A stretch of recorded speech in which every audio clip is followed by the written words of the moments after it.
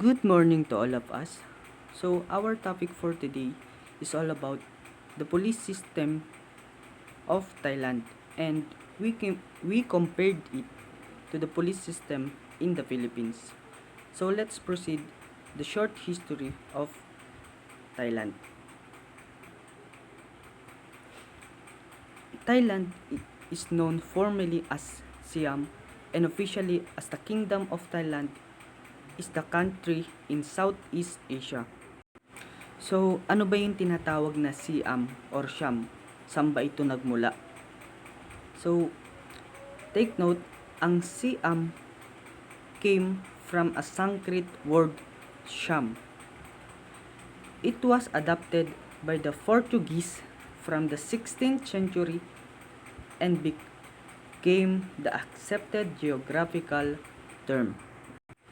Kingdoms rose and fell, but from the 1780s, the Shakri dynasty ruled the whole of Siam from their capital at Bangkok. Kaya, ang Siam is tinawag na Kingdom of Thailand. It is located at the center of the Indo-Chinese Peninsula, spanning 120 square kilometers or 120 square meters with a population of almost 700 million people. Thailand is bordered to the north by Myanmar and Laos, to the east by Laos and Cambodia, to the south by the Gulf of Thailand and Malaysia, and the west by the Andaman Sea and Myanmar. Thailand is constitutional monarchy and parliamentary democracy. However, in recent history, its government has experienced multiple coups and period of military dictatorships. So, let's proceed to the police system of Thailand. Royal Thai Police. So, Royal Thai Police, ito yung police agency ng Thailand. Kung sa Pilipinas, ito yung Philippine National Police or PNP. Royal Thai Police is the national police force of Thailand. In addition, the Royal Thai Police is the primary law enforcement agency in Thailand, although the military continue to carry out law enforcement tasks. Under existing law, the Royal Thai Police are empowered to use reasonable force in effecting an arrest. The law on police use of force is in the process of being revised. The draft currently out for consultation, so does not address police use of force against civilians. So, Section 105 of the Draft National Police Act 2018, which provides as follow concerns discipline within the Royal Thai Police and use of force by one officer against another. In strictly unavoidable circumstances, to protect police discipline, repress police officers who cause recurrence, or to force the police officer who left their duties to return and fulfill their duties. The commander may use firearms or force, and if such acts were done in good faith and proportionate with the cause of the action, such commander or his assistant shall not be subject to any criminal or civil punishments. With respect to firearms, no standard issue. Handguns are carried by the Royal Thai Police. Police officers must buy their own weapon. Their use should be regulated by domestic law in accordance with international law and standards. The Royal Thai Police or RTP is frequently recognized as the fourth armed force of Thailand since their tradition, concept, culture, skill, and training are relatively similar to the Army, and most of their officer cadets need to graduate from Armed Forces Academy's preparatory school before entering the Royal Thai Police Academy. So, in-include ko dito yung motto ng Royal Thai Police. Kung sa PNP, ang motto nila is to serve and protect. Ang motto naman ng Royal Thai Police or RTP is I will show you. So, ano ba yung I will show you? Ano bang ibig sabihin nito? So, you will always have a disadvantage in relation to the police in Thailand. Thailand's police forces number about 230,000 officers. So, ito lang yung estimated strength ng police in Thailand. Hindi pa dito kasama yung mga employee ng mga employee to be a police officer. At hindi pa rin dyan included yung mga armed forces ng Thailand tulad ng Royal Thai Army, Royal Thai Navy, and the Royal Thai Air Force. So, kung sa Philippines naman, sa PNP, ang estimate strength lang is 210,000 as of 2020. So, hindi pa rin dito kasama yung mga employee na magpupulis sa Pilipinas. So, i-include ko yung law enforcement ng Thailand, which is centralized. Katulad din ito ng Philippines na centralized na only one police force. Officers also undergo paramilitary training similar to the army but with an additional focus on law enforcement. So, in addition, the Thailand National Police Department or TNPD, former name of Royal Thai Police until 1998. Kung i-compare natin sa bansang Pilipinas, ang PNP noon is tinatawag na Integrated National Police or PCINP PD 765. The Philippine National Police Republic Act 6975, DILG Act of 1990.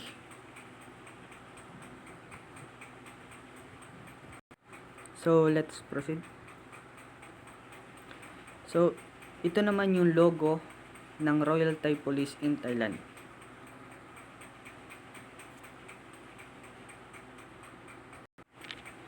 So, idagdag ko lang dito yung department ng Royal Thai Police. So, ang department dito is the Office of the Prime Minister. At sa Pilipinas naman, ang department nito is under ng DILG via NAPOLCOM. Proceed na tayo sa next slide. So, ito yung ranks and position ng Royal Thai Police.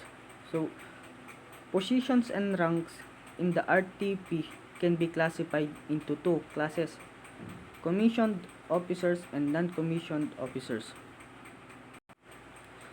Under sa commissioned officers, meron diyan Director General, Deputy Director General, Assistant Director General, Commissioner, Deputy Commissioner, Commander, Deputy Commander, Superintendent, Inspector, and Sub-Inspector.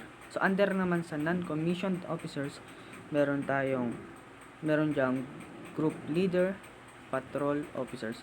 So, dito naman tayo sa ranks. Police General, Police General, Police Lieutenant General, Police Lieutenant General, Police Major General, Police Major General, Police Special Colonel, Police Colonel, Police Lieutenant Colonel, Police Lieutenant Colonel, or Police Major, Police Captain or Police Lieutenant, or Police Sub-Lieutenant. Police Senior Sergeant Major, Police Sergeant Major, Police Sergeant, Police Corporal, Police Lance Corporal, and Police Constable. So, proceed na tayo sa short history ng police system sa bansang Thailand. So, in-include ko dito sila Majesty King Rama IV and Captain Joseph Bird Ames. So, sino nga ba si Majesty King Rama IV? Si Majesty King Rama IV ay kinikilala bilang Father of Science in Thailand. Siya rin ay isang astronomer. His Majesty King Rama IV, well known also as King Mongkut, was a king in the Shakri dynasty in Siam, present-day Thailand, who was interested in modern science and particularly astronomy. From his youth, he was inspired to teach himself science by reading traditional astronomical texts, but he also studied astronomy, chemistry, and geography, and English, French, and Latin from American and French missionaries. One of the most important achievements of His Majesty was to cultivate knowledge of Western science in the minds of his people, so they were more understanding of natural phenomena and astronomy. Some of his other notable scientific achievements were to establish Bangkok Standard Time and erect a clock tower at the Royal Palace in 1868. He also calculated that the 18th August 1868 total solar eclipse would be visible from southern Siam, and he invited French astronomers to Siam so they could observe this event. The king also observed the eclipse accompanied by Siamese and international guests. King Rama IV was Thailand's own Sun King, and in 1982 he was designated the Father of Science of Thailand by the Thai government. So, sino naman si Captain Joseph Bird Ames? Captain Ames was the captain of an English vessel at the time, but was given the responsibility for establishing the first uniform police unit in Thailand. Ames himself was appointed the first uniform police commander by the King Rama IV. The Royal Thai Police, or RTP, first came into existence in the year 1455, over 500 years ago. However, the modernization of the RTP system came during the reign of King Rama IV, designed by an Englishman named Captain Joseph Bird Ames. Captain Ames was the captain of an English vessel at the time, but was responsibility for establishing the first uniform police unit in Thailand. The primary responsibility for the maintenance of public order through enforcement of the kingdom's law is exercised by the Royal Thai Police under control of Office of the Prime Minister. Since it has to perform police functions throughout the entire country, the RTP is a unitary agency that has a lot of power which affect the Thai government. Consequently, every time there is a new government, the RTP tends to give a new Director General. The present structure of RTP is governed by a royal decree on the division of the Royal Thai Police, created in 2009. In addition, it is comprised of 30 bureaus and 6 divisions directly under the RTP. Police officials are considered civilian employees whose ranks are classified in accordance with personnel classification of the Civil Service Commission.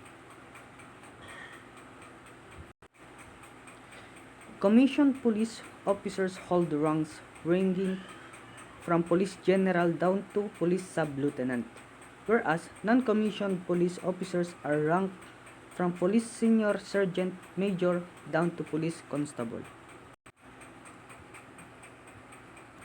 The Director General of the Police holds the rank of Police General. He is the supreme commander of the police force with power to direct, control, and supervise police activities throughout the King of Thailand. The Director General exercises this authority over more than 200,000 police officials in various police bureaus and divisions. There are 12 Deputy Director Generals and 17 Assistant Director General under the Director General of the Police. They are selected from among the most senior of the police commissioners and responsible for a crime suppression, administration, special actions, as well protection of the royal family. At the bureau level, a police bureau is headed by a commissioner police who holds the ranks of police lieutenant general. A commissioner of police would have senior police major generals working under him in the position of deputy commissioner. The number of deputy commissioners in a bureau would depend upon the workload and responsibilities of the bureaus. In addition, in each police bureau controls a number of police divisions. Each police division has a commander as its head and would hold the rank of police major general. Under a commander, there are deputy commander with the rank of police special colonel, and under them, superintendents with the rank of police colonel who are in charge of subdivisions. Under the superintendents, there are deputy superintendents selected from the senior police lieutenant colonels. So let's proceed the organizational structure of the Royal Thai Police in Thailand. Organizational chart: the General Department of Police, General Director of Police, Deputy General Directors.